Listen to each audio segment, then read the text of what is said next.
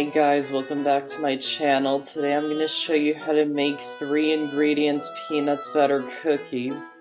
Since they're only made with 3 ingredients, they're really quick and easy to make. So let's get started. First, preheat the oven to 350 degrees. Then in a medium bowl, add in the peanut butter, sugar, and egg, and beat them with an electric mixer until they're well combined and smooth.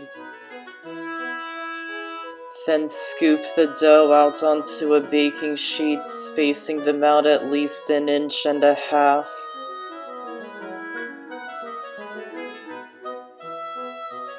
Then use a fork to indent the top, and then again going the other way, making a cross pattern. And then bake them in the oven for about 8 to 12 minutes. And once they're done, remove them from the oven and let them cool in the pan for about 2 minutes. Then transfer them to a cooling rack and let them cool completely.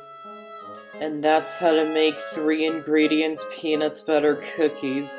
Check out more of my videos here and subscribe to my channel here so you don't miss out on any of my videos. I hope you enjoyed this recipe and this video. Thanks for watching, and I'll see you next time.